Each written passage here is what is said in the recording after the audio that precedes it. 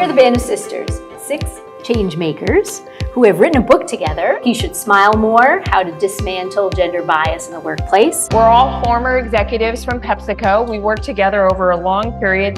We've gone on to work in other industries at other companies as operating executives. When you come to our keynote, what you're going to see is, a group of us engaging, telling stories, laughing, and really engaging with the audience and bringing this topic to light in a way that nobody else does. When you come to the keynote, you're going to see our book brought to life. You hear our stories, you hear the actions that can be taken, you hear stories of allyship, and honestly, there's such an energy that is created in the room that everyone leaves with just this need for action. These walls of gender inequity are not built with, 3 big things that happen.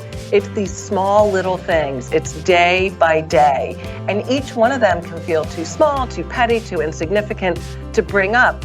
But they take a toll and they add up. They end up building a wall. Organizations are continuing to try to find ways to make people have a sense of belonging and to create more inclusive environments. And they don't know how. So we provide practical advice as to how you might do that, particularly as it relates to women, for all ages, all demographics in the workplace. If you're the woman who experiences it, you're an ally of any gender, or you're a leader of any gender, you can come to our keynote and you will learn what you can say or do literally in your next meeting. The research says that this is one of the top 3 reasons why women disengage in the workplace, because they don't feel that their ideas are heard and valued.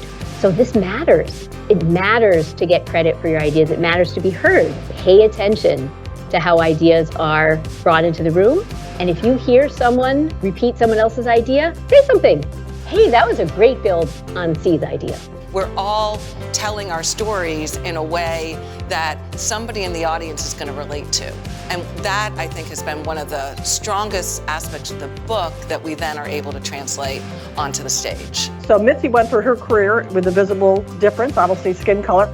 I went through my career with the invisible difference. I was a closeted lesbian for most of my career. The trick is to let people feel comfortable to offer their different perspectives, because we know a group of people brought to a problem will solve it faster and more creatively with more positive outcomes for the company if they can work together and voice different opinions and work together to find the best solution. What's really great about when we've got men in the audience or an almost all male audience, they are able to ask the questions that they've wanted to ask. We're able to make it a comfortable conversation, and we give them the tools to be able to be good advocates and allies, but also a way to hear it without feeling that they're being attacked or threatened or otherwise kind of like put back on their heels. There's such a power of possibility and real hope for change when you get both men and women in the audience hearing the same message. We all have different perspectives, but we can share our experiences in a way that